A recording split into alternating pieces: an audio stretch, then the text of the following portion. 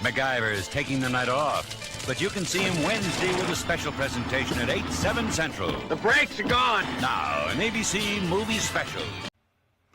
Please support the Word Balloon podcast by going to patreon.com/wordballoon. Become a part of the League of Word Balloon listeners. That's patreon.com/wordballoon.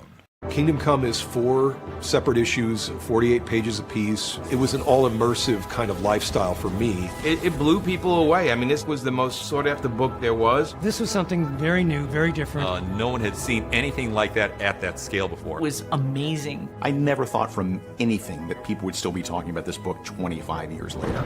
There were voices and lightnings and thunderings. This was my dream.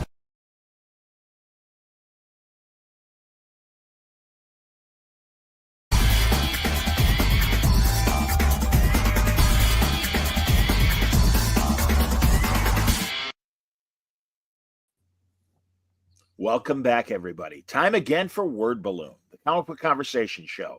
John Suntress here. It's great when I have two guys that have gone through the Word Balloon ringer before, and they know the drill, and they've become nice friends over the years and stuff. And especially, Kaare, I don't know, I told Mark this earlier.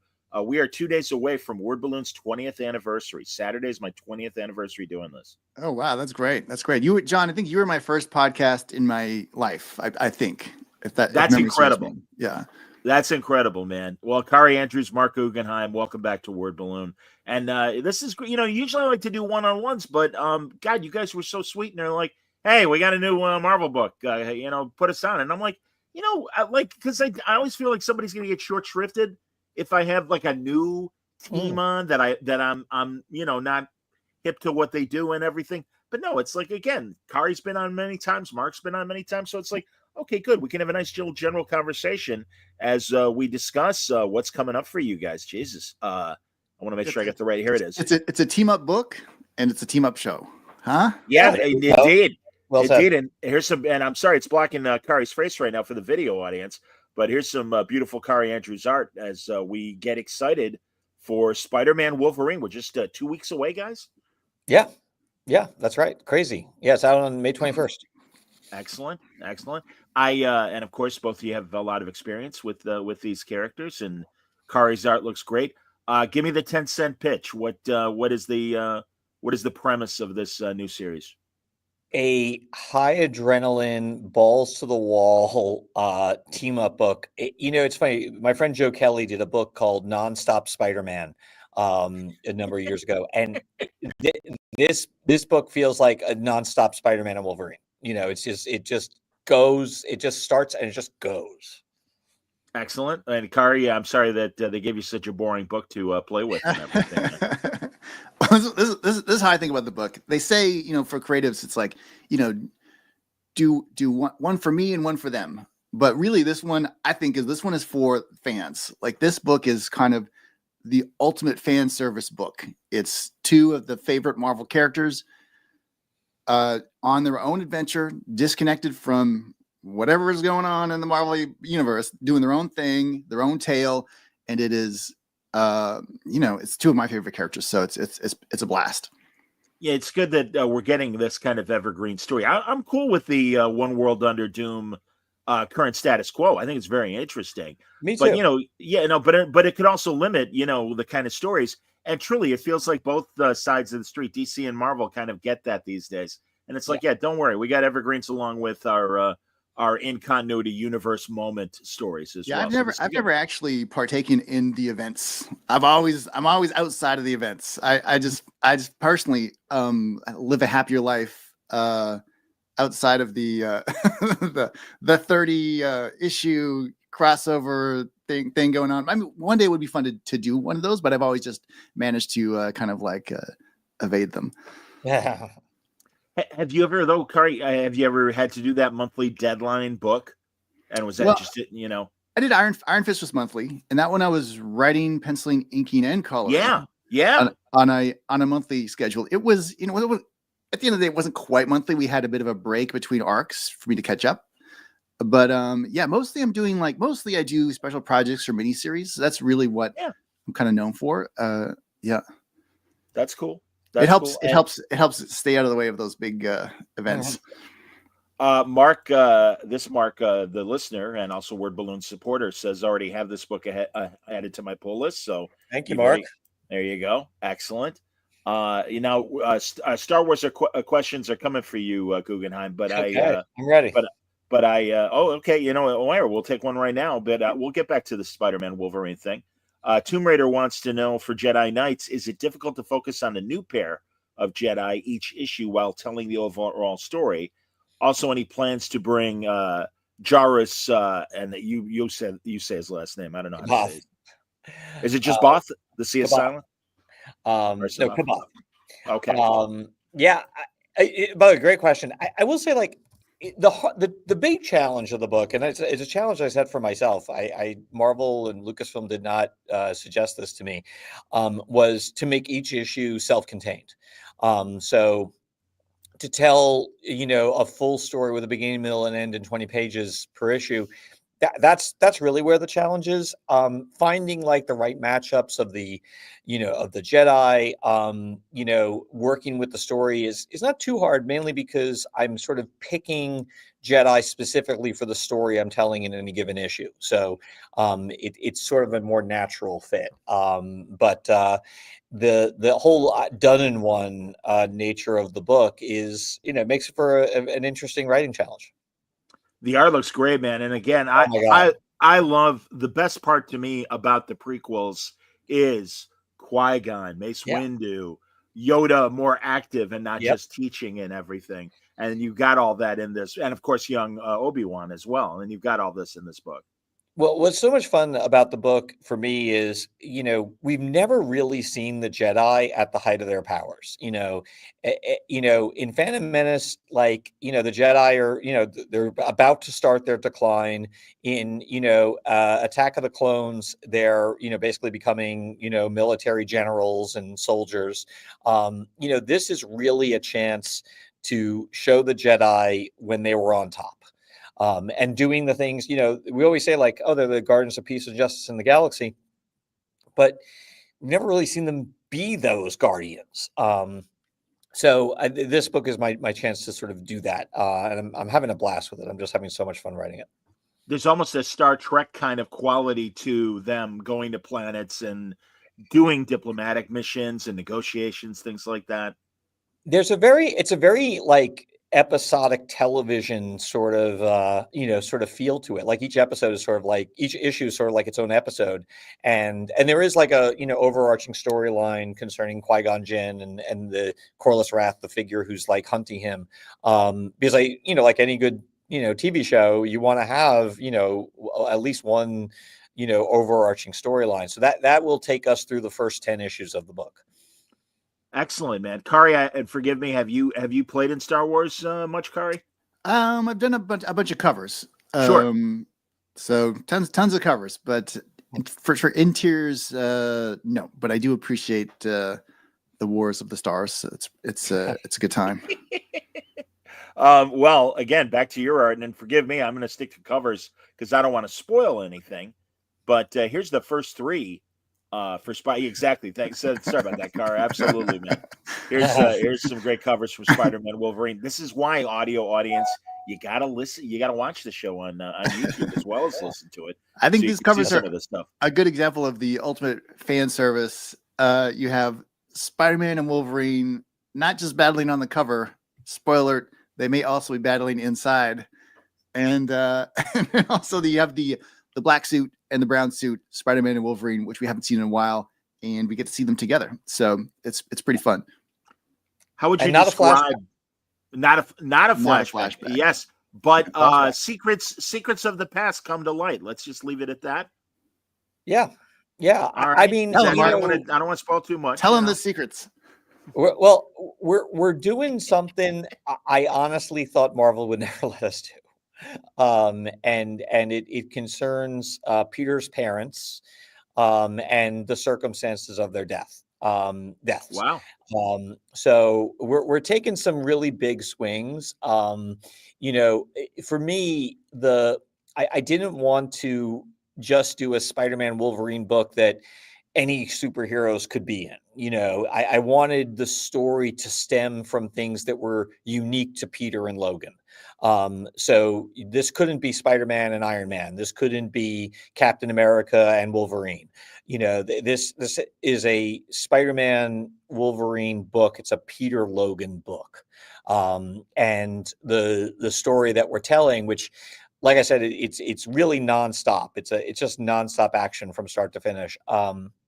You know, it's an ongoing series, and I still haven't like reached a point in my series outline where we don't end with some sort of cliffhanger. So it's just, you know, each issue just sets up the next issue and just bang, bang, bang. How do you see the relationship? Kaare, you haven't talked in a second, so how do you see the Logan Peter relationship? Well, I think first of all, they're two of my favorite characters, and it's no coincidence that they're kind of loners, you know, but in opposing ways. Peter is kind of the, you know, the good natured, tries really hard, screws up half the time, but keeps standing up kind of guy. And Wolverine is the opposite. He's the guy who just goes in there and he will just rip people apart, probably die, probably not quite die, rip people apart again. You know, there's two opposing forces, so it's kind of like the odd couple. And Mark does a great job of like defining those characters' voices in both the story and their dialogue and how they interact with each other. So it's the fun part about this team up is that these are two solo characters by definition that are forced to kind of like go on a bit of an adventure together.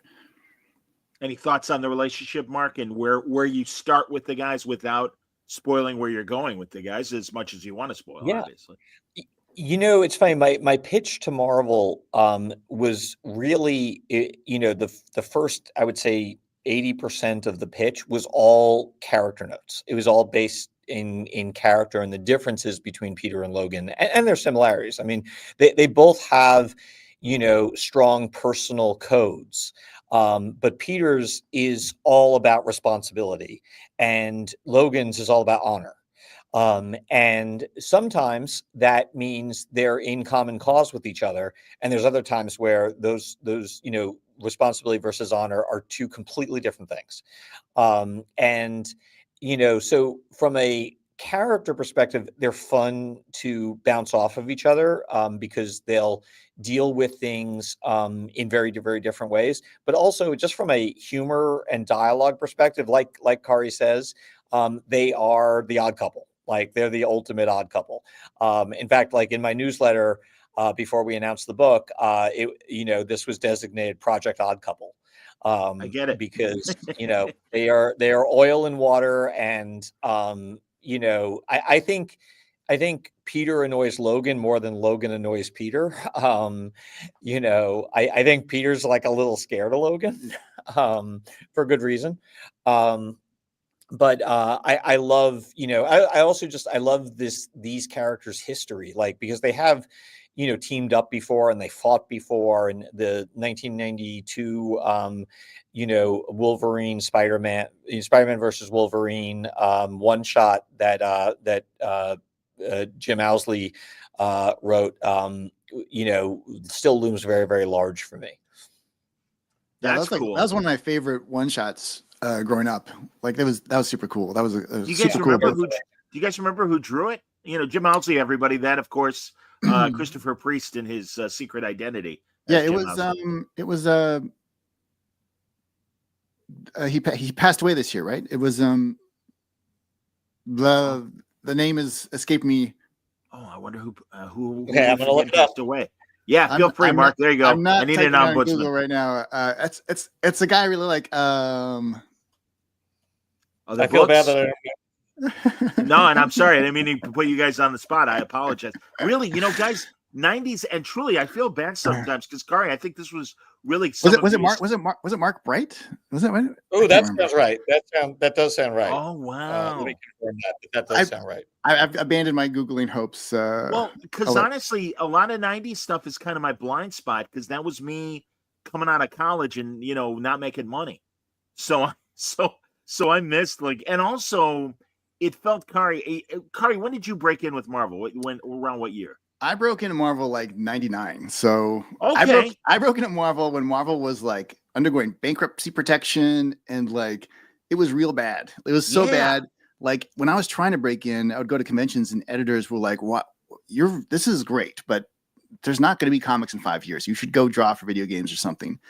And I was like, "Give me those 5 years. I'll take them. I just got to do it. I got to do it. I love comics." So I jumped in, and as soon as I jumped into Marvel, immediately I started getting emails like the offices will be closed at 7:00. You cannot use next day FedEx unless you're international. Like all these weird like cost cutting measures kept. And I was like, whoa, this is scary. And like no Christmas. I never got a Marvel Christmas present. There's no Christmas presents. It was just like bare bones, like perfect time to break it.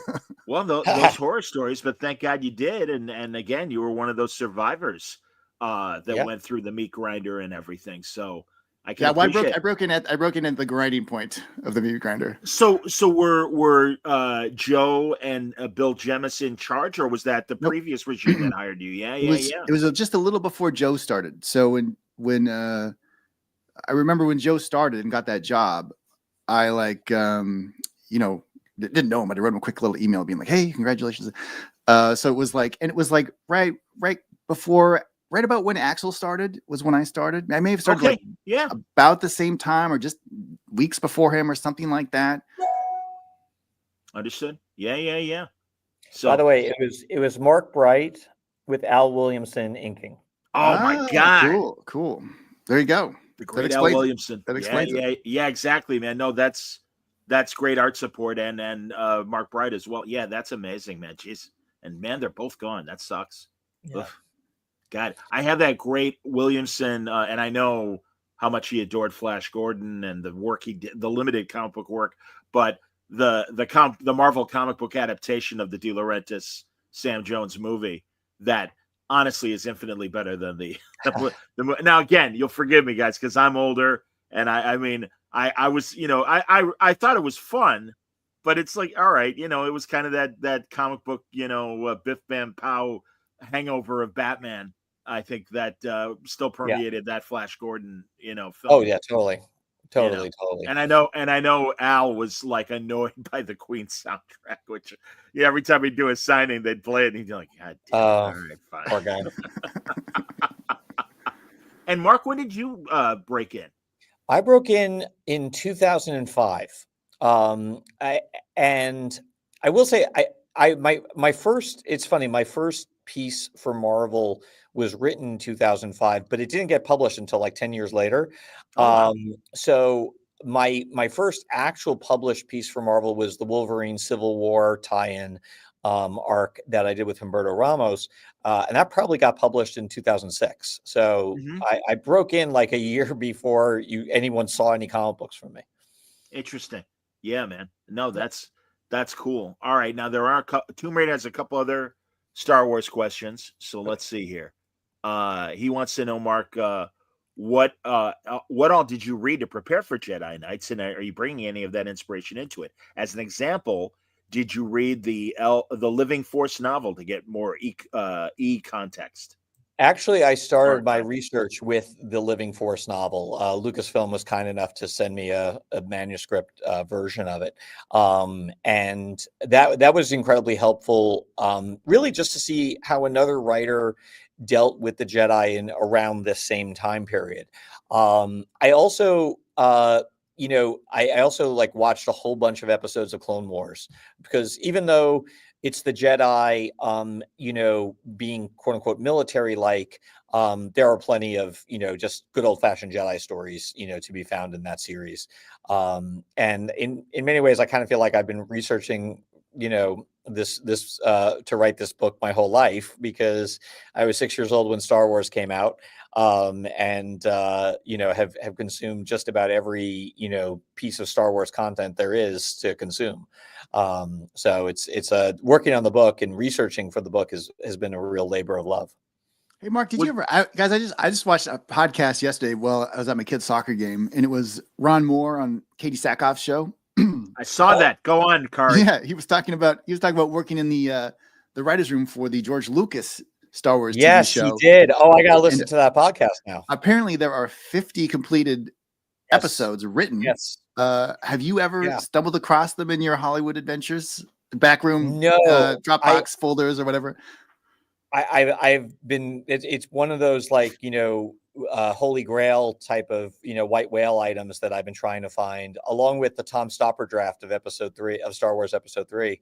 But I have actually I once had a meeting with a couple of the writers who had worked on the show with Ron, and they sort of took me through sort of what the show was going to be, and man, it was going to be awesome. I would have been love to. cool. I think now's the perfect time. I think if Disney Plus pulled those 50 episodes out right now and was like, listen, guys, this is an alternate version. It's not in canon. It's an alternate. We're just gonna drop them. Like that would, I think, if you're listening to me, Disney Plus, and you should, I don't know why you're not, do that. That would blow. I think that would blow people's mind. I think that would really be, even if you just did like the first 3 or as a miniseries or something like that, and just tested the waters. Like that'd be so cool. Or by the way, like go through those scripts and be like, what show can we get out of this show, of these scripts? I mean, there's a lot of like incredibly talented writers. You had George Lucas being very involved. Like I'm willing to bet like there's very little in that series that isn't, consistent with the current canon. Just because they're old scripts doesn't mean they're not good scripts. But it's funny. Like Hollywood has this weird thing where once passed on, forever passed on. So, which is a crazy way to work, but of course that's Hollywood for you. But like, I think there's probably gold in those pages, and I think if they're going to develop another Star Wars television show, they could do a lot worse than starting off with that original material. I think it'd be great. I think it'd be so cool. It'd be great, and then do it. I would do it aesthetically in a bit of a retro style too. Like just go total prequel aesthetic. Yeah, just even the video, like the color grading, everything, just kind of like pull it back. I think it'd be awesome. It'd be super rad. So great. The way that Dana Gould did his horror comedy Stand versus Evil and made it look like those 70s horror movies that I think just from neglect have kind of the color has degraded. You watch those night galleries and they're all washed out and everything, but it kind of works, at least I mean, again, for farts like us that have, appreciate the old stuff and everything, I hear you, man. And I also wonder too, if they could take a low tech approach to it and not worry about the volume wall. Practical effects. I mean, they did a little bit of practical effects in Mandalorian, but like do some practical effects. I actually worked with the producer who he bought back in the day, the miniature facility from George Lucas. When they were off ramping it because it was like, it was not going to make money anymore. They were right. It did fail, but I know one of the guys who bought that. So for a minute, he owned the miniature. I don't know what the company was even called. It was ILM or whatever, but it was like their miniatures division or whatever. You'll forgive me, guys. I'm going to just acknowledge because Rick on YouTube is saying, way to go on the anniversary. Thank you very much, Rick. I appreciate that, man. And I appreciate everybody that watches and listens to the show. 20 years. Wow. Yeah, dude, I'm stunned. Believe me, I'm stunned. And I'm glad. Well, guys, and you'll appreciate this, doing what you guys do as filmmakers and television people. I don't have a studio or a network telling me, yeah, that's enough. Right. It's just me.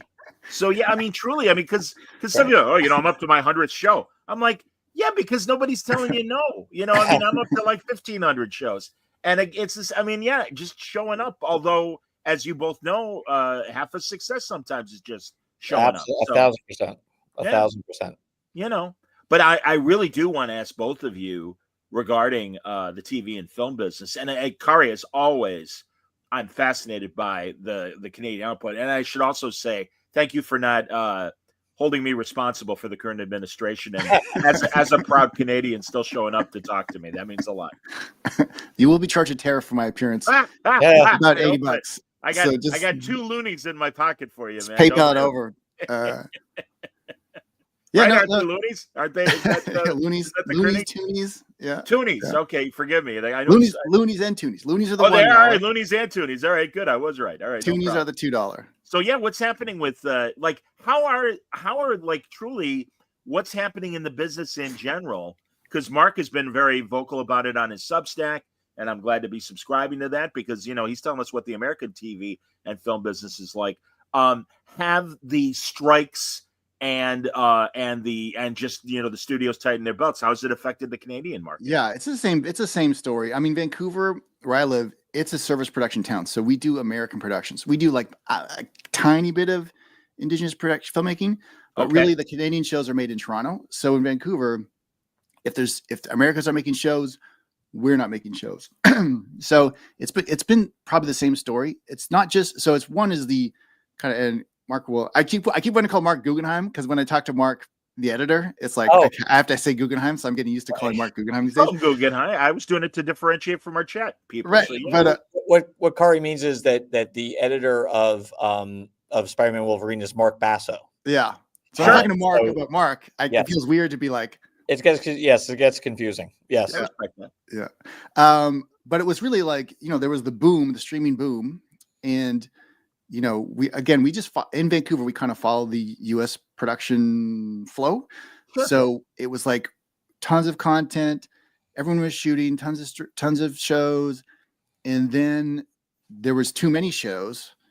And then the strike happened. I don't know anything, but I believe probably the strike was allowed to happen because there was too many shows.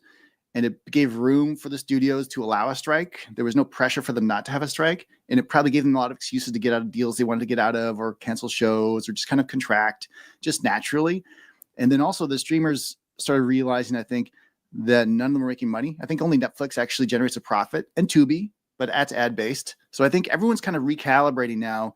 And it was not just the bubble kind of bursting of the streamers. It was then the strikes. So it was the bubble bursting, then the strikes, then COVID. I can't remember the order, but it was like first it was the U.S. strikes or possible strikes for actors, writers, directors. Then it was Canada. We almost had our strikes over here, so it was like the same thing. So it was just like a cascade of like getting hit in the head with hammers in the film industry out here in Vancouver.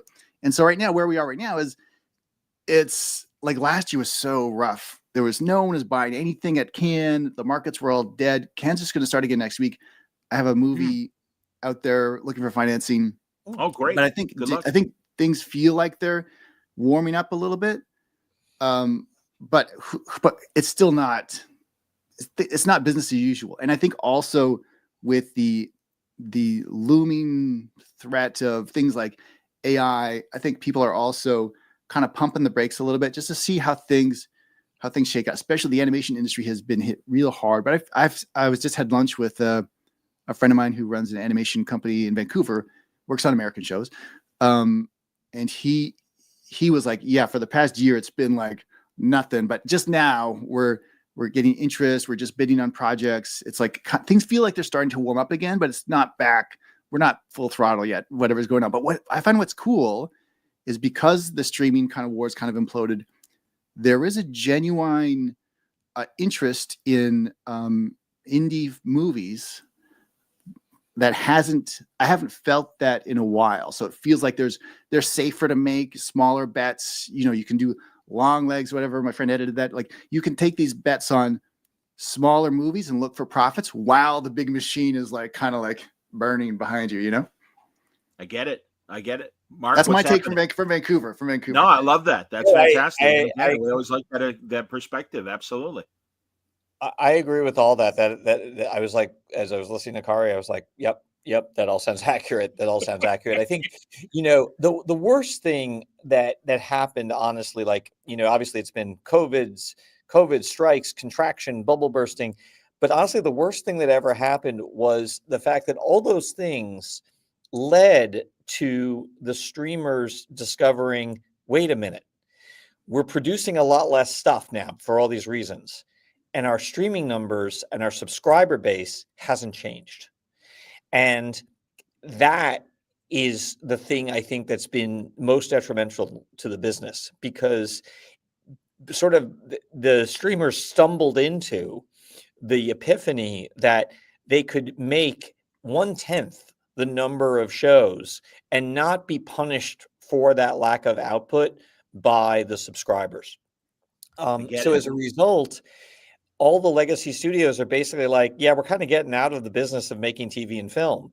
And that's why I agree with Kaare that, if there's a hope for any sort of new productions, either on the TV or film side, it's going to be through independent productions, because the legacy studios have said, yeah, we're not interested. We're kind of getting out of that business. I think things are they are improving. I'm personally busier than I've ever been. Some of that is because of projects that have literally been in the works for 3 years, finally, coming to some fruition.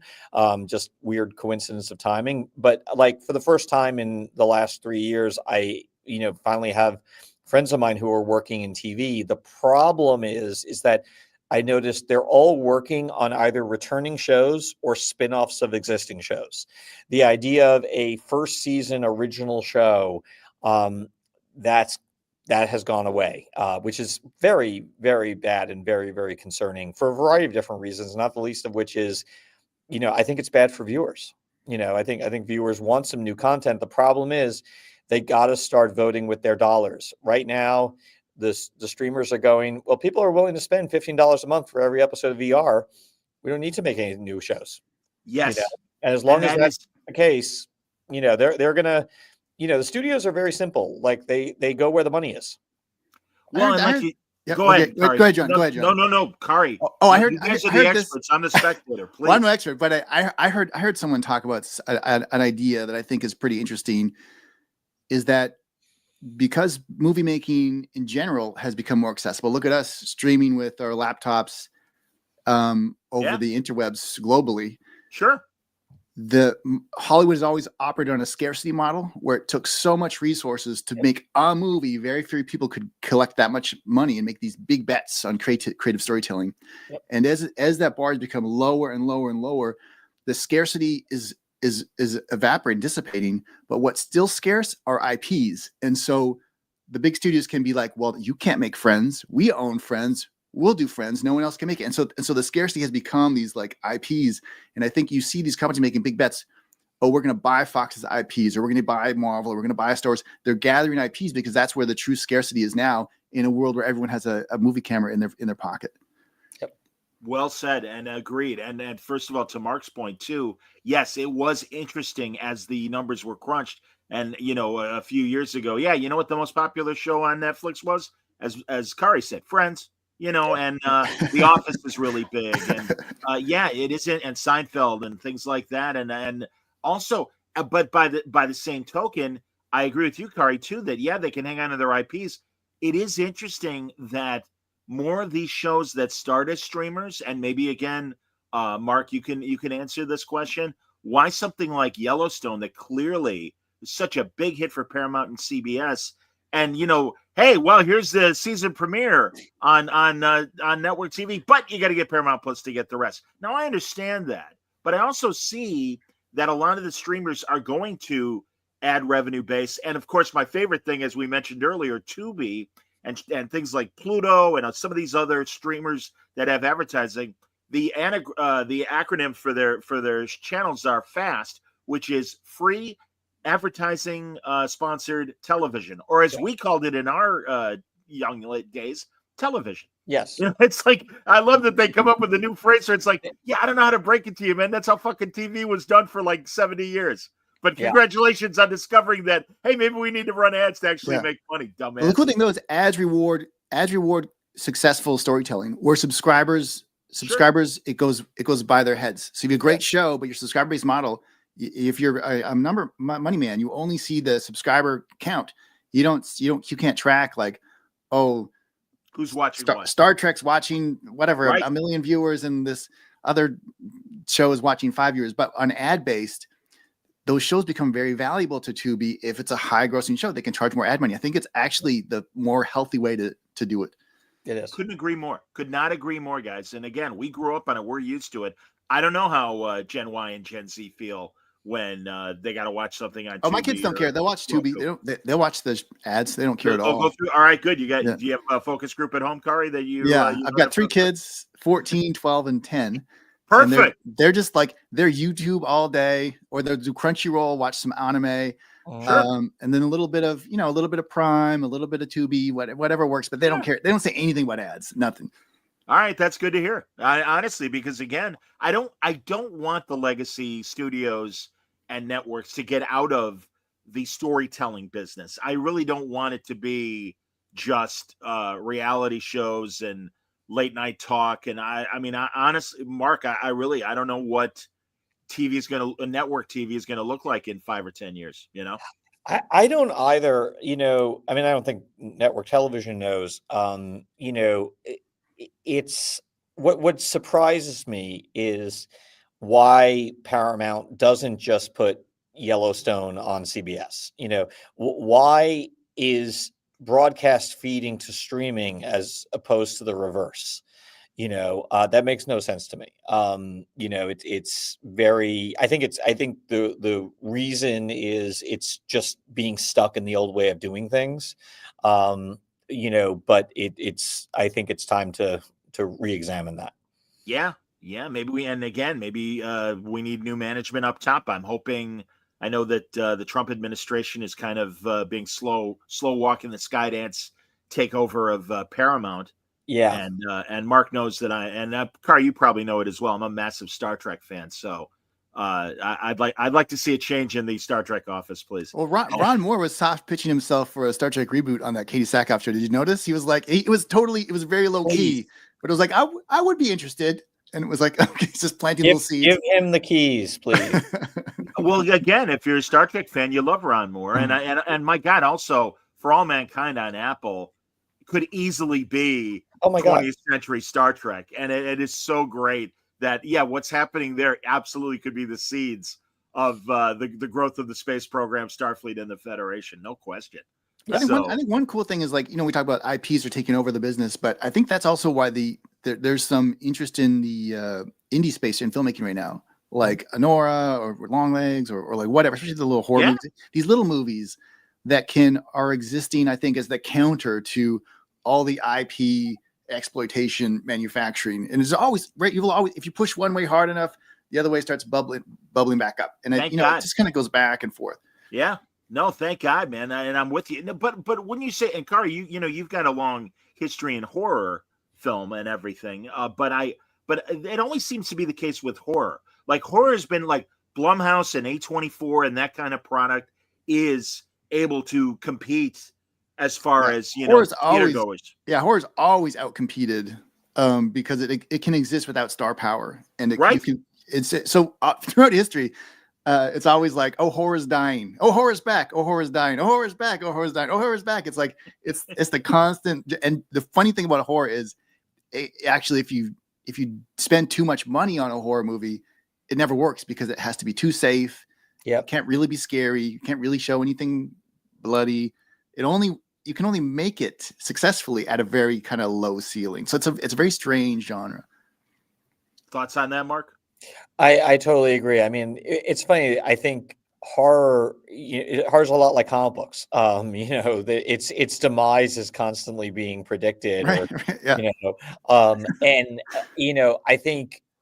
I think this whole sort of this IP explosion, it's created this sense that you need to make movies at like a huge budget in order for them to be movies. And we lost sight of the fact that no, actually, like, the majority of movies, they were like mid-budget movies. Like, that's what drove cinema, throughout the 1990s, in the 1970s. Like, yep. I want to, see the business, just as a viewer, I want to see the business get back to do me those $30 million movies, those $50 million movies, just give me a nice, good thriller. Like, it's a shame, but like, Black Bag by David Koepp and Steven Soderbergh. I saw it. I loved it. I thought it was great. It was exactly the kind of movie that they used to make, a gajillion of. Again, I go, the problem is that the audience has to vote with their dollars. Sure. And, if they're not supporting, movies like that, you're not going to see movies like that. I have friends that went to CinemaCon and used to be called Show West. People, if you've heard of that, the viewers and the listeners. My buddy Rob Burnett, who goes every year, and he was telling me about the slate of new movies that are coming. And the guy who wrote The Martian has a new sci-fi movie that Gosling, I think, is the star of, and Project it sounds Chimera. amazing. It Yeah, it does. sounds incredible. But again, well, there's Ryan Gosling, so that'll help. And Mark, I've been saying that as well. It's the disappearance of the mid-budget movie, and again, we all, as film viewers, we all love that stuff. My favorite lab rat example is Two Guns, the Denzel Mark Wahlberg buddy cop movie, which of course is based on that Stephen Grant Boom comic book and everything. And it's like, man, if that thing was made 10 years earlier, it would have been the lethal weapon of its day. Yeah. And it didn't find its audience until then cable and DVDs. And now we're in the streaming world and stuff. And yeah, man, a lot of these movies, it's interesting that, I mean, and every now and then they try to make a mid-budget movie, and some succeed. At least, I think of those Chris Hemsworth Extraction movies. That the Russos made, and our buddy Andy Parks had a hand in those, doing the original story and everything. But or the Old Guard, the first Old Guard movie that Charlize Theron made, and that was on Carry On. There are examples like there, and I think like a lot of things, it's not just that it's a mid-budget movie; it has to be a good mid-budget movie. It has to be well done. The audience, they're not gonna waste their time. I also think that the theatrical experience needs to be better for the audience. If we're gonna get these types of movies in theaters, people have to, the ticket prices have to be lower. The theater going experience has to be better. You can't, you shouldn't have to sit through a half hour of, of commercials after you've already paid your ticket. It's gotta, someone has to, improve the theater going experience. And unfortunately, like the big chains like Regal and AMC aren't interested in doing that. So, it's going to require someone who's, willing to come in and be a disruptor in the space. You know what that was cool? I took my my son to Minecraft with his buddies for his birthday. It was the opening night, and I was unprepared because it was like the opening night, but because of all the TikTok videos, they already knew, the whole audience knew what to scream, what to yell. It was like I was watching Rocky Horror Picture Show back when I was a teenager. It was so much fun to watch like kids have fun at a movie, and it was like full, it was packed, and it was like, I know there's some stories like, oh, these kids were out of control and they're wrecking the theaters, but it's like, yes, please pack them with teens that want to wreck the theaters. Like, just pack them in. Yes. Like, I thought it was great, and I was unaware that it was the Napoleon Dynamite director that directed Minecraft, because it was so off my radar. Completely off my. The only reason I was there was for this escort these preteens to this birthday party. And it was like, I thought it was the funnest movie experience I've had in forever, to be honest. And it probably goes to show, like, again, that communal experience of going to the theater, that's what makes movies. And I'm so glad actually, like that your kids are experiencing it, because I think the other thing that really makes life difficult right now is we haven't done anything to really go after the current generation and get them into theaters and and compete with TikTok and compete with YouTube and that's like we have to bring up the next generation, otherwise movies really will die. I hear you. I wonder that, guys, both of you, and it is something that I've asked others as well, the brevity of a TikTok video and YouTube. I'll quote him because I agree with him. To quote Bill Maher, people want 2 hours of audio and 1 minute of video. And I'm like, yeah, welcome to Word Balloon. That's and truly, I've been making video shorts of a lot of my interviews for that very reason, to drive them into the longer content and stuff.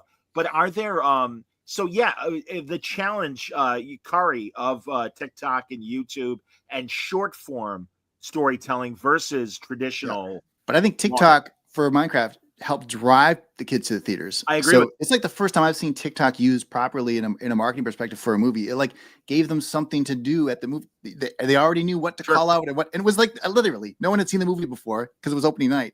Yeah, but the kids all knew what to say at what point in the movie, and it's like I think the more studios can kind of dig into that, and I think comic books too. Like my kids are on YouTube and TikTok all day, and then if they like something, they'll jump out to go watch an anime series on Crunchyroll, maybe binge the whole thing, whatever. And then they'll jump back into just the mindless scrolling until we pry the phones out of their hands. I think there's a way to like use YouTube and TikTok properly to like just drive the blips towards the hits, you know, like get those seconds of just what's this? Because kids, I mean, the hardest part for comics is kids to have nowhere to buy them anywhere except comic book stores. That's the problem. And a lot of stores, cities don't have comic book stores at all these days. So it's like, but they do like these characters if they're exposed to them. And I think if we can, you know, if we can start, if I had my way with the comic book industry, and if I could coerce Marvel, DC, Image, Dark Horse, whoever, I would give them a TikTok only budget, a YouTube Shorts, not long form, Shorts only budget.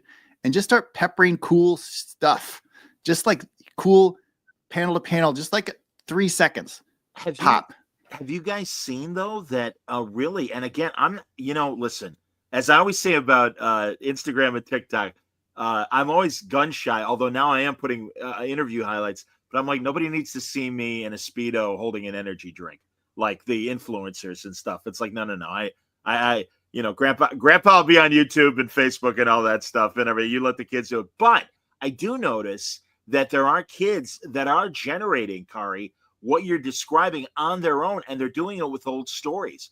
I constantly find 1-minute synopses of Justice League stories, Avengers stories, whatever. And it's like, oh yeah, I remember reading that. Yeah. And it is really interesting seeing it presented that way. And I would hope that, I mean, again, they're doing it on their own, technically unauthorized, but it is surprising that Marvel, because it's not like a new thing, that I'm really surprised that some of the eggheads over at Marvel and DC haven't figured that out and go, yeah, it's a really great way of like kind of presenting this stuff. I mean, my God, it would be great to see for your guys' stuff right now with Spider-Man and Wolverine, some of the choice moments that are coming 2 weeks from now, everybody. Trust me, I know, I've seen it. I've seen the future.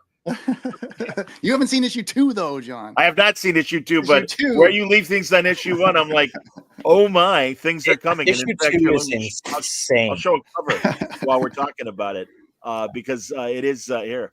So something got people mad. I don't know what it is. Issue 2 is completely probably one of the craziest things I've ever written. That's great, man. Well, that's a good sign. Here, King, before we get back to it, because truly, I am so with you on what you're saying, Kaare, that, I really do think that would be a way to kind of get people excited. And you just got to tag it and go, hey, you want to read the rest of the story? Go to your local comic shop and find out. They'll find a way. Totally. King of New York says Webtoon is a great avenue for the newer generation. We've seen a little bit of that with the DC Bat Family Adventures. Yeah, that manga kind of influenced Bat Family Webtoon series is really great, and I do think it's a good idea. I did one Webtoon issue for Marvel for Amazing Fantasy. I did Amazing Fantasy number 0. That was a Webtoon story that I drew both ways so I could push it into normal pages later. It was kind of a mind warp to try to do both at the same time, but sure, I did it. And then I ended up buying some Webtoon stock, and then I noticed the news reports that were like, shareholders sue Webtoon for overvaluing their stock, and I lost half my money on Webtoon. Oh, sorry, man. I don't know if Webtoon, I don't know if the scrolling comics are the answer, but any comics anywhere is cool. Anywhere is cool. I think we've got to we've got to figure out a way, not even necessarily to get people into comic book stores, but just a better way to get people who want to buy comics to buy comics. Like, my friend Tim Sheridan, he was telling me a story about he had a comic book come out and his grandmother called him up and said, where do I get your comic book? And this is a problem. This is a problem that no other industry has, which is we make widgets, but we make it impossible for people to buy them. Regular people. Yes. And, I think a game changer, and it would be bad for the retailers, and I recognize that. But it would be a game changer for the comic book industry is if Amazon could figure out a way to inexpensively ship a single issue of a comic book without damage. That would be a total game changer. The other crazy idea I have is if I had money to invest, I would want to create comic book stores for civilians, comic book stores for for Tim Sheridan's grandma. And it would be a store where the entire window is not covered with posters, and it would be organized and really meant for people who don't normally buy comic books. The problem with the comic book store model is you're literally preaching to the choir. The people who come into comic book stores are people who already come into comic book stores. Yes. And that means the audience is not growing. And that means if the audience is not growing, as we know, it's dying. So, Agreed. we gotta figure this out. I heard someone proposed, I forget where I heard this, but like putting comics in the dollar stores. And I think that's like really cool idea because people go to the dollar stores all the time for everything from groceries to batteries to whatever to treats. Yes. It's like the new convenience store, and I think like they're big enough where convenience store they would maybe have the magazine rack, but then once magazines stopped selling, the comics went with them. I think a dollar store is like big enough where it wouldn't be insurmountable stocking task to have a comic rack. I think that's something you could do now. I think DC is getting into that actually. Well, I hope they're getting into it with dollar stores because I know they tried when DeDeal was still running the company and they had the Walmart experiment. And I got to tell you guys, here in Chicago, I saw some Walmarts and some did kind of display them in a prominent way. Others, they were stuck where the baseball cards and other sports trading cards were. Oh, that's in the back. The Walmart thing was not great. I saw those. They looked like cheap bargain bin. Hey, we're gonna dump a bunch of paper in this rack next to the toys, and like what they're all polybagged and like what even is this? Are these new? Are these old? Like it was a very strange. Whatever happened, there was a good, nice attempt, but not a thought out attempt. It was not well executed. I agree. Yeah. No, I agree. And I mean, again, no, you're right. I mean, there were some good original stories, and they were like the old what we grew up on, guys. The 80-page giants and the 100-page spectaculars of the 70s, where it's like, all right, new front story, and then some reprints in the back and everything. And there's nothing wrong with that. Also, again, it's that price point. God, we remember, in the 80s and 90s, you could walk in with a $20 bill or even a $10 bill and come out with a stack of comics, and now that's 2 or 4 comics depending on the 10 or the 20. Yeah, we got to figure this out. But kids will pay for the manga. Like, and then manga's like, it's like what, $12 each for those little books. Like, Mark Guggenheim, we can want Guggenheim. Mark, your idea about Amazon doing single shipping things, I don't think that would hurt the comic book stores at all, because when I'm sure the same story for all of you. I went to a comic book store because I started buying comic books, my whole life, but because I was buying comic books at 7-Eleven in the gas station, when I heard there was a store that sold all comic books, I was like, my mind was blown. And I went in there about back issues, about new issues, about new things. Like, I think any increase in comic books, whether it's through Amazon or dollar store or even digital comics, whatever, it will only boost up the comic book stores. I agree. I totally agree. I think that's exactly right. And we've got to, again, it's about growing in the audience. It's this whole fear of the digital comic books shutting down comic book stores, I think, is misplaced, and I think hurt comic book stores. Like, because really the cool thing about comic books is it's a strange mix of like Beanie Babies, Pokemon cards, and like storytelling and art.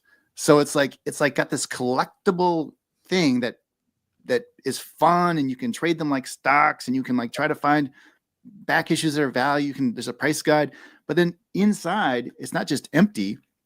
There's actually cool stories and great art and great writing and great, it's like the one collectible that has an intrinsic value beyond just being, it's not just a baseball card. It's like a baseball card, as if you could open up the baseball card and read an amazing adventure by your favorite baseball player, Also, with the disappearance of a lot of brick and mortar stores, I feel bad for kids that they don't have more places they can go and hang out. You know, in the Kick-Ass, the first Kick-Ass movie, there's like this amazing, I've never seen a comic book store like the one in the first Kick-Ass movie, where it was kind of a combination of like a milk bar, you know, a non-alcoholic bar, Yeah. coffee house / comic book place.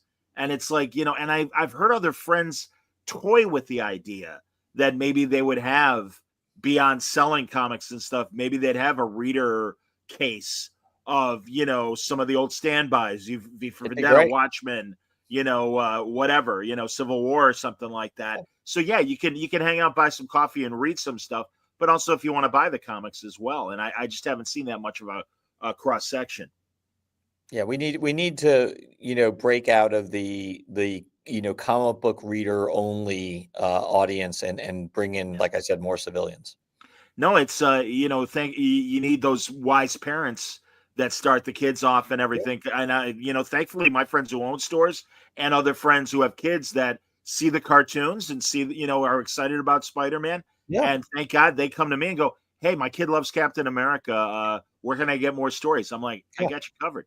Yeah. I'm like, "Go to this store, buy these comics, buy these collections." You know. You know what I'd also do is, if I had a magic wand or $10 million, I would directly attack these Russian pirate sites. Because the Russian pirate sites are so prolific and no one wants to talk about them, but I want to talk about them all the time. Because feel free, by all means. Anytime you watch a YouTube review of a comic book, they are just screen capturing Russian pirate sites. Yep. Anytime I need to look up reference on a character, it's faster for me to go Russian pirate site, Wolverine, skeleton, adamantium, whatever, and just read the issue than it is for me to Google it, let alone like ask my editor, "Hey, can I have reference for this thing that's in the script that I don't," you know?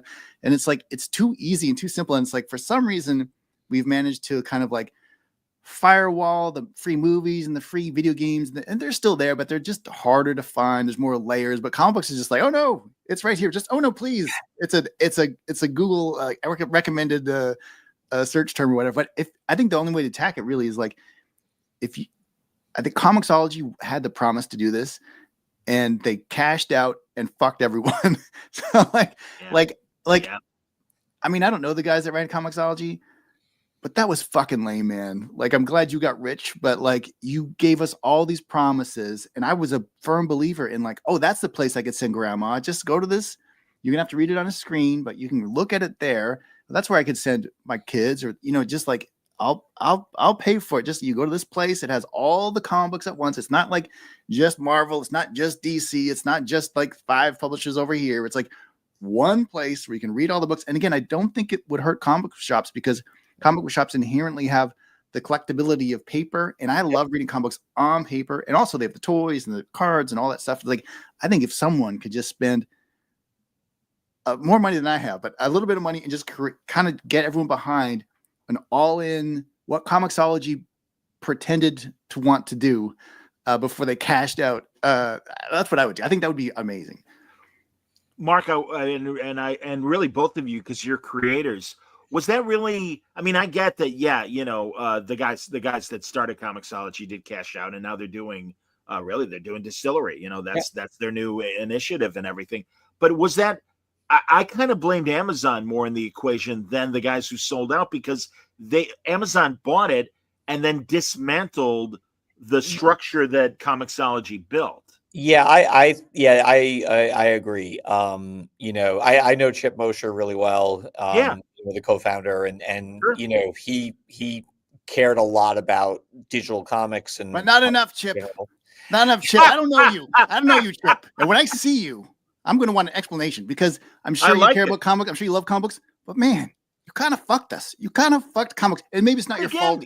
Maybe you should have had a competitor. Truly, that's what corporations do, right? Corporations buy up smaller corporations, and then they destroy them. They eat them up and destroy them, and that happens all through time. Same thing happened with like, you know, ABC buys Disney, buys Fox, but you know, it's like corporations by corporations by corporations, and oftentimes those corporations they buy, through the process, get eaten. My wife works for a company in a medical section.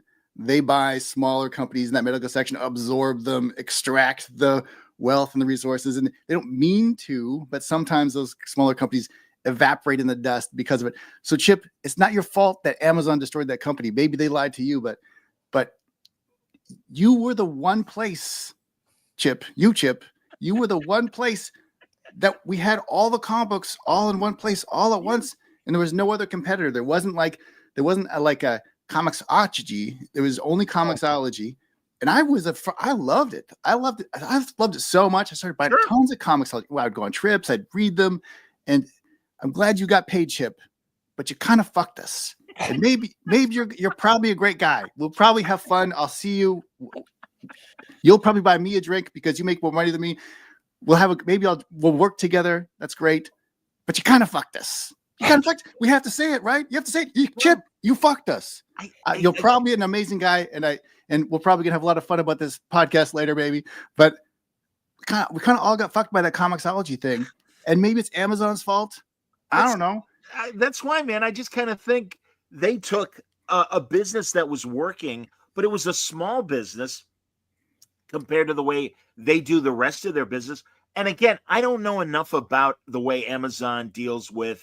I mean, I know there's that third party way of selling things, but I don't know how intricate they get in terms of all the things they sell and how different it might have to be for specialized product or whatever. But no, you're right. I mean, you are right in that Amazon was like, yeah, fuck you. We don't need all this. Yeah. Well, Amazon from its start had, like, for the first 10 years, it ran at a loss because it knew it would drive the bookstores and the publishers out of business. That's true. Collect all what's left and then start making money. And that's what they did for 10 years. They didn't make a dime. And then they're just like any other giant corporation that is like run by crazy people, just absorbing, extracting, disposing. And so like they do it with we'll print our own books, but you can print your own books through Amazon. Isn't that great? We'll pay you a fraction of what you would actually get paid at a normal publisher. We'll just squeeze it all out. AI books, we'll do all the AI books. There's no author, you will give less. We'll squeeze it out. Oh, we'll do groceries. Now we can do groceries. We're just gonna squeeze out the grocery store. So it's just like absorbing and squeezing. Oh, now we're gonna fly to the moon with like 5 rock stars in space. But it's just squeezing out and look at Katy Perry. Katy Perry took a hit. Why?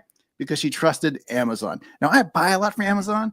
Probably shouldn't, but it's too easy. Yeah, very easy, man. Come on. If there was a competitor to Amazon, that would be amazing. If there was like a Bomazon and I could just buy one here, one there, let them fight each other. The cool thing with comics is you've always had like DC versus Marvel, and so you keep each other honest by having the Coke and the Pepsi. Competition is so important, and unfortunately, in this country, we used to have antitrust laws, and we or at the very least, we used to enforce them, and that went away starting with Bill Clinton, really, Yes. and it's bad. It's actually anti-capitalist. Agreed. It is, it's not pro-capitalism to have all these monopolies. It's the exact opposite. It's I do feel though that this is a really good time for me to plug my new Comixology book, The Adventures of Ulysses Monarch, that came out 2 weeks ago. So please check it out. Also check out my my novel, In Any Lifetime, also published through Amazon. Well, I honestly, and forgive me, Mark, because I didn't grab a cover for the Comixology book, but I am on their list. And honestly, I every now and then it's like, oh, that's right, they are still making new original content. So tell us about the Ulysses book. Well, what is it? Basically, it's one of those few high concept ideas that I have that's just like super easy to pitch. Basically, it's Indiana Jones. An Indiana Jones style adventure, but instead of the ancient civilization being, ancient Egypt or something like that, it's the 21st century. It takes place in the year 3026, and the ancient artifacts that Ulysses Monarch is going after are our iPhones, for example. So it's sort of like if Star Wars and Indiana Jones had a baby. Oh, very interesting. I just like to interject that Marc Guggenheim does not share my thoughts and opinions of Amazon and Comixology. These are my own. We work together on our book, but we are independent voices in our. He tells me all the time how great Amazon and Comixology are, and I believe him. Here's a comment from the people. Dennis says, Comixology, two things can be true. Chip loves comics. Distillery is fantastic and sort of anti-digital comics. I love all the publishers. I love Distillery. I love Bad Idea. I love all any publishers making new comics is amazing. Sure. And look, I'm sure Chip's probably a great guy too. I don't know him at all. Yeah, Chip is a great guy. He really Chip's a good guy. Absolutely, Chip's a good guy. So no, I hear you, man. But again, no, yeah. I mean, Kaare, I hear you in terms of what happened. But again, yeah, I just kind of feel like the blame really does lie in Mark's publisher, Amazon, more than it does. Well, I think the problem was it was great. Comixology had a monopoly on digital comic books, just like Diamond had a monopoly on distribution. And I'm sure Diamond did not want to destroy the comic book industry. But when you're a monopoly, you can't help but at some point you hit your limit and you'll fall over. And if you fall over, no one's there to lift you up. Whereas if you're a competitor, Coke, Pepsi, Coke's got labor problems in Brazil or whatever. Like, Pepsi's just going to pump up the product in the shelves, and you can drink that other cola until Coke gets back on its feet. It's like these monopolies are terrible for people. Like, imagine if Amazon has some kind of internal problem in their company and it has to dissolve for whatever reason. Where are you going to buy all of that stuff you buy? It's all the stores are closing. Yeah, monopolies are terrible. Just like you don't want to get all your medications from one country, and then COVID happens, and then we're not going to have Tylenol for our kids. Like, it just is like it gets bananas. These monopolies. I hear you, man. Well, and I'll apologize for the administration wanting to make Canada the 51st state. It's like, really? Well, actually, if you look at the political makeup of Canada, and you look at the way the Electoral College works in America, I don't think, it's sort of like, it's like, Luke Skywalker in Last Jedi. This is not going to go the way you think. It's like, okay, yeah, bring it on, baby. Like, that sounds fantastic. You'll never see another Republican in the Oval Office again. What about your novel, Mark? What can you tell us about your novel? In a Lifetime, it's basically a multiverse story about a quantum physicist who is looking for the one parallel universe where his deceased wife is still alive. Oh, wow. And it's actually gotten an unbelievable response. It has like over 6,000 reviews. I think it's sitting at like 6,800 reviews on Amazon, 4 out of 5 stars. Wonderful. So it's really, awesome. It's gotten a remarkable reception. So that's excellent. I'm really proud of it, actually. Do you guys have time to watch things? I was going to bring up, obviously, Thunderbolts, and I got to tell you, I loved it, guys. I saw it first weekend. I loved it. I so appreciated a Marvel movie that didn't end with an animated movie. By that I mean the third act wasn't all CGI. When my wife used to when we used to watch the Marvel movies together, she would always complain when that CG fighting started happening, she was like, "Oh, I just can't watch this for like half an hour." It was like her least favorite part was all the CG fighty explosion stuff. Yeah. I'm with you guys. Absolutely, man. No, in fact, again, some of our mutual friends that are in the planning of future product for Marvel and DC, that's exactly what I said, man. I'm like, you guys need a better third act than just hero fight CGI thing, because we're all tired of it, and you got to find different stories. And that's what I liked about Thunderbolts. It really, they really got their mojo back on this one, and I'm excited for Fantastic Four. I got to be honest, you'll forgive me, Mark, because I do like a fresh parallel universe story. But man, talking about what Marvel has done with parallel universes and stuff, it's like, I don't know. I on the one hand, it'll be fun seeing everybody together in Doomsday and Secret War. There better be a great story behind it, though. And I'm hoping for, and I'm sure they are hoping for another Infinity War Endgame situation with these movies. But you got, as always, gentlemen, it comes down to the writing. I like to think so. I will say, one of the things that so excites me about Fantastic Four is that it feels like, this is just a movie. This is like what Marvel used to do, is they used to make movies. and as opposed to 2-hour chapters of a much longer story, and I really am excited by the prospect of just going and seeing a good old fashioned Marvel movie that doesn't require me to have watched, 3 Disney Plus series. Kari, I don't know if you've had a chance yet to see Thunderbolts or take the kids to see it, or if they want to see it. My kids are not interested in Thunderbolts. I'll probably watch it at some point, but I don't have a strong desire to see it at this stage. I heard it. I've heard good things, but I'm like just really focused on like my superheroes and comic books these days, because I just feel like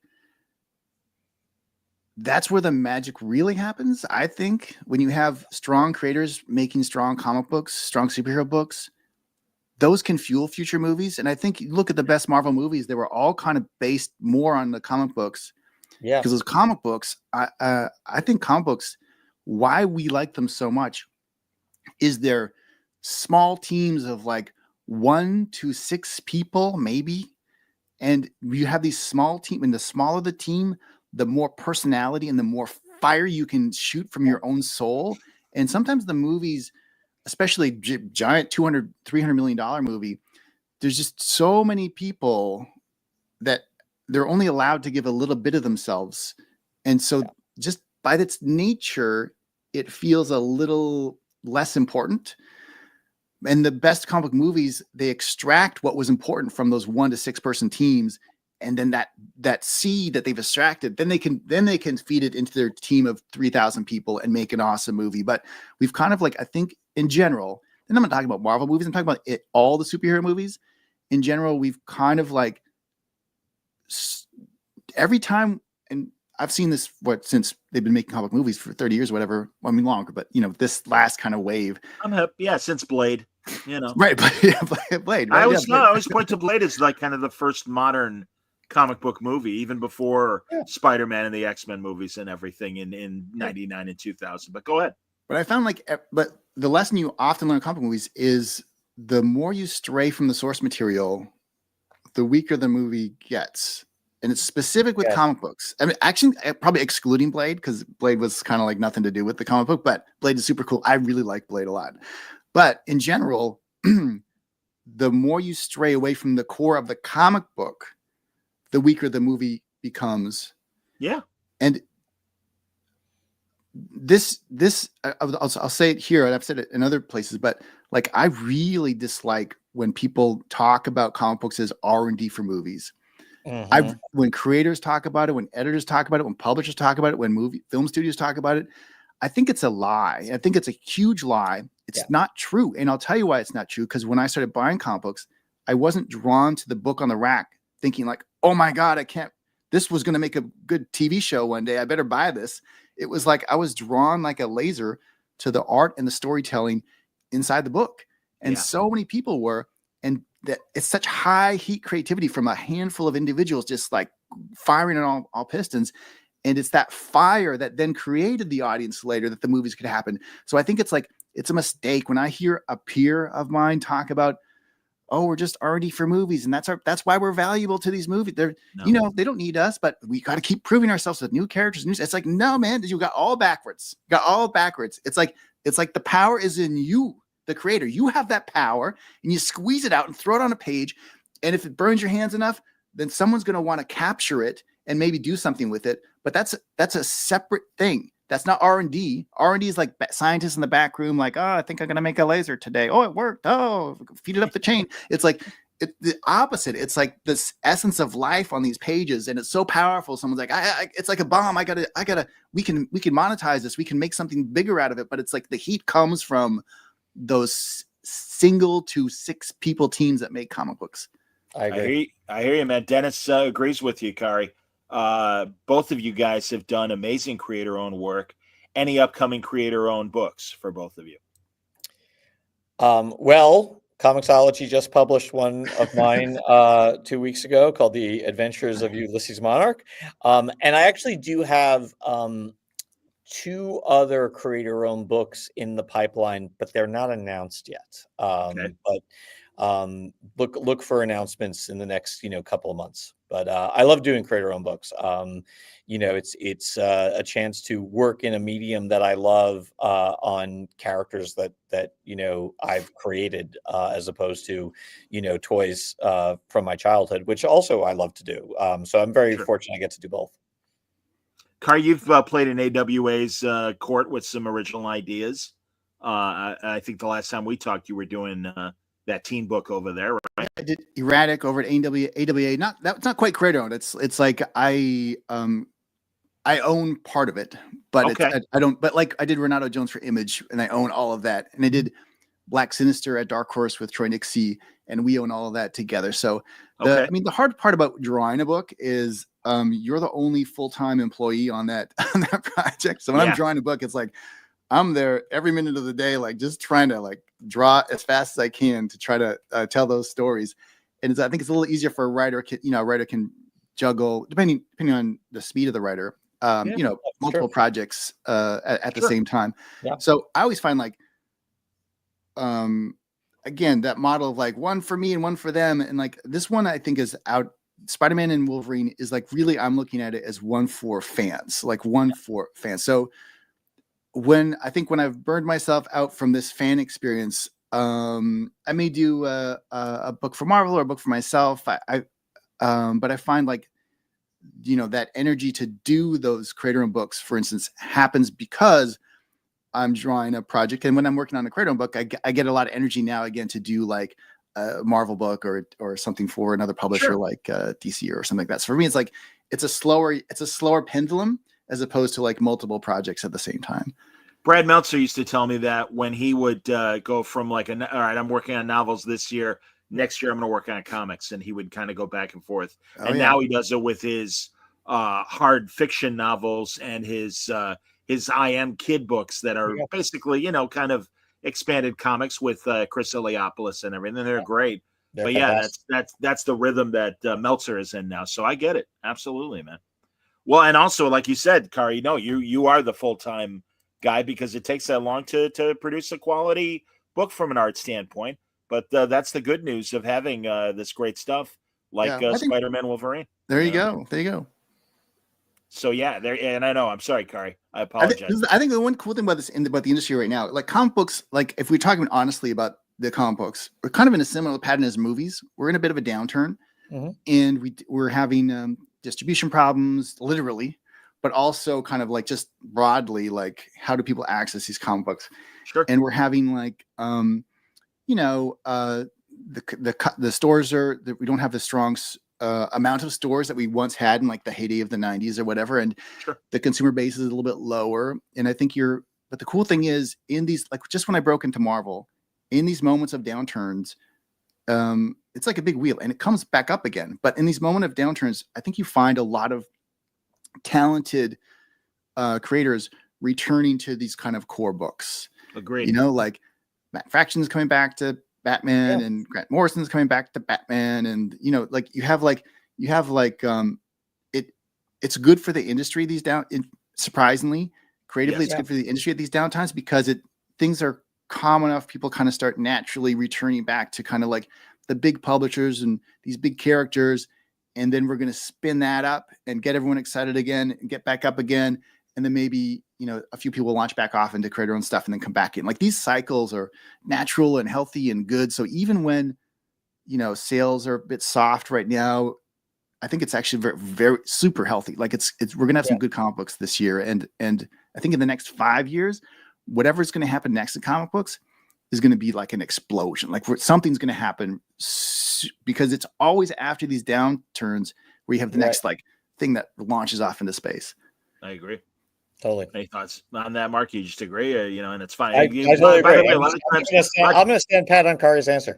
I respect that. Well, no, and truly, I was going to say some of Kaare's answers for the audio audience. Mark and I are just like, yeah, that's right, absolutely. If I had the money, give me both companies. I'll take charge of both DC, Marvel, Image, and Dark Horse. I'll pit them against each other. Of comic books. I'll pit them against each other like children fighting for survival in a pit.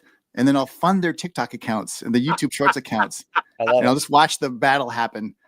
Sold. I like that idea, Kari, of really taking TikTok and the short videos in house, and they really should be doing that because it is a great way to kind of make them and it's getting where the young people are. This is where the kids are and everything, man. You gotta point your product at to where the kids are at. There's even I'm like also set for my own purposes to make more shorts on my end. Yeah, So, yeah. My 14-year-old, he watches TikToks on artists all the time, and these are just like teenage artists that he follows that he thinks are cool. amazing.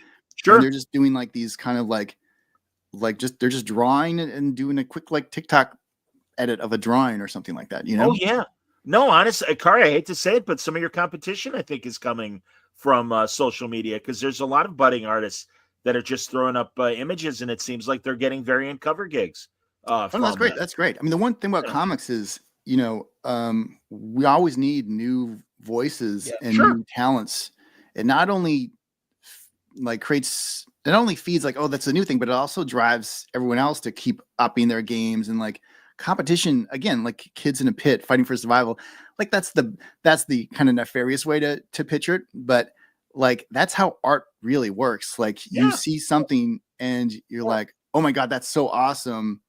Either I have to up my game or I'm going to take some of that I see, or I'm going to do the opposite of what I see, or I'm going to like, it's the reaction of that greatness that it could be new or young or old or someone who's dead for 30 years and you just stumble across some amazing guy from the past. Like any exposure to that new kind of like parasite of inspiration is helps everyone. It's that irritation of the clam that produces the pearl. There you go. There you go. No, I get it.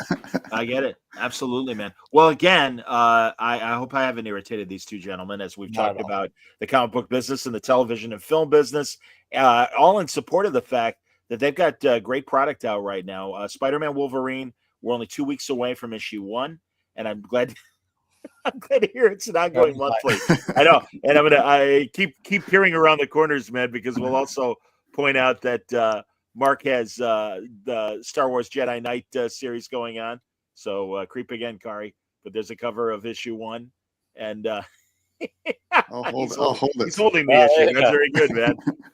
But yeah, man, we're up to issue 3. And by the way, great little interlude as well in Free Comic Book Day there, Thank Mark. you. Good job. I had a lot of fun writing that. A lot of fun. And I'm excited for Segura and Noda to take over. Me too. And I don't mean to keep you guys long, but I did want to ask Mark, how was Japan and Star Wars Celebration? It's terrific. I had such a great time. The fans were just spectacular. I got to, meet so many people. I got to be on the Star Wars live stage. I'm like, I'm sitting where Pedro Pascal sat. That's so cool. It was great. I had such a blast. What was the response for the fans in terms of the comics that are coming up? Really excited. I mean, everyone was like super enthusiastic. We did a whole Lucasfilm publishing panel where we talked about all the comic books that are coming out, all the books that are coming out. It was unbelievably well attended, and just like the cheers and the applause for everything. I was like, this is cool. That's great, man. No, I got to say, honestly, and this is the truth as a reader, I think Marvel is handling the Star Wars IP very well.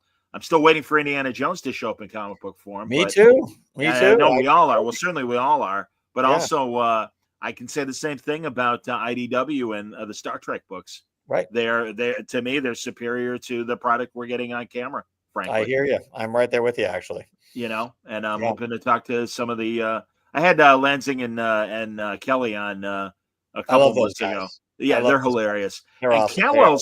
Camwell's got a new series from IDW about red shirts. Yeah, that's a lot of fun. And of course, you've done your work in the Star Trek world, doing that great motion picture story.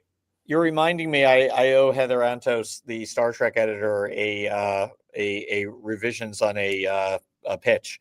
So okay, I got to get going on that. Well, that's great to hear, man. Because again, I think you get Star Trek. Absolutely, man. And what do you I was voting for you before we knew James Gunn was taking over the DC TV and film universe and everything. But how have you enjoyed the product so far as a Arrowverse veteran that you are in terms of Creature Commandos and I mean, Creature Commandos and Peacemaker, I've totally been enjoying. I love James's stuff. I'm just crossing everything that Superman is good. It's so important, not just for the Gunniverse, but for comic books in general, and for DC and Warner Brothers writ large. I mean, it's like, all the chips are down on that square, and I hope it's good. I'll be there first day. Yeah, I think it looks cool. Like when my kids saw the trailer, they thought it would look cool. They weren't like, this looks dumb. They were like, they thought it looked cool. So I think it's gonna be well received. I think it's gonna be. I have good feeling. I have a good sense of that one. That I think it's gonna be not just like Thunderbolts. I've heard it's good. I'll watch it eventually, but I don't have an urgency to see it. But with Superman, I want to see it now. I want to see it. I just want to see how it turned out. I want to enjoy it. And James, he's a good guy. And I like his stuff. I agree, man. No, and that 4-minute teaser scene with Crypto and the Fortress and the robots, I thought it was great.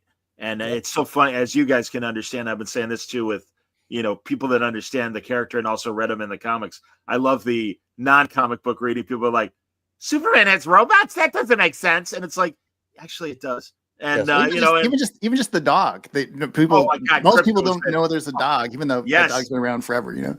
Yo, my older sister, 5 years older. She was 10. I was 5. We got a dog, and he was a white and black Cocker Spaniel. And I'm like, Crypto. And she's like, well, it's her dog, and it's Whiskers. And I'm like, all right. But he was fast, so I called him Whisk, and that everyone called him Whisk because he was fast. So I'm like, all right, I can live with Whisk. But oh my God, no, I adored the Crypto stories, as I'm sure we all did when we were kids, and it was just so great that Crypto's part of the movie and everything. And that scene was just so fantastic. It's like that's what you want Crypto to be, Totally. Mark's nodding. So yes, all right. I'm nodding. So, guys, honestly, as always, I'm glad to talk to you. I'm thrilled that you tapped me on the shoulder and said you got to check out what we're doing with Spider-Man and Wolverine. I have read the first issue, everybody. I can recommend it. It is excellent. The boys are firing on all cylinders on this, and Jedi Knights is a lot of fun too in the Star Wars verse. And if you like, I always wanted more Qui-Gon stories. I felt we got robbed by him only being in Phantom Menace and stuff. And as Liam got older, I'm like, come on, man, make a new Qui-Gon thing. And then they tease us with that little scene at the end of Obi-Wan, the series. And it's like, not enough, more. And same with Mace Windu for that matter. So you will find them and young Obi-Wan all running around with the new Jedi as well in the pages of Jedi Knights from Marc Guggenheim. And Mark, so, what's your creator book again that's coming out? Oh, The Adventures of Ulysses Monarch. Nice. Absolutely. So, that's nice. All right. And Jeremy says, loving this. Thank you very much for all the tales. And I agree. And great work, boys, as always. And always happy that you come back. It means a lot. And I look forward to our next conversation. So let me just leave you this, John, for all the viewers out there or our listeners, go pick up this book in the stores. Yes, please. Those Russian pirate sites. Don't do it. Yes. Because issue two has a double page spread.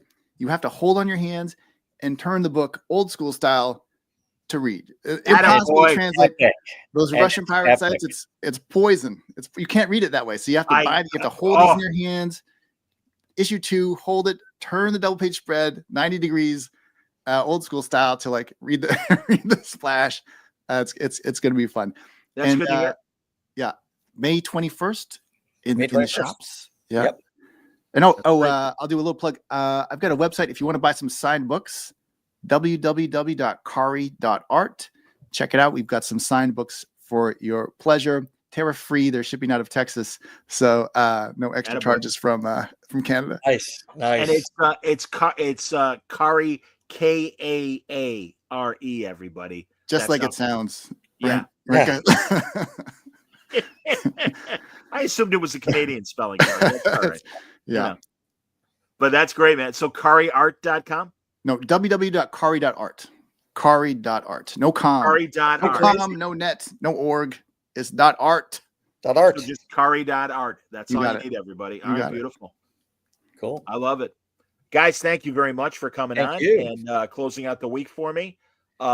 Saturday, everybody, a reminder at the Music Box Theater here in Chicago, the screening of The Legend of Kingdom Come, a great Alex Ross documentary. I'm one of the talking heads, and I will be conducting the Q&A after the movie screens. And that's on Saturday night, 7 p.m., Music Box Theater in Chicago, a stone's throw away from Wrigley Field. We can almost catch a foul ball at the Music Box Theater. It's that close to the ballpark. But it's going to be a lot of fun, and I hope you can join us. If you're near the Chicago area, please come to the screening. You won't be disappointed. It's a great movie. So there's my plug for my shit. And thanks, everybody, for watching and listening. Until next time, everybody stay safe, stay happy, stay healthy.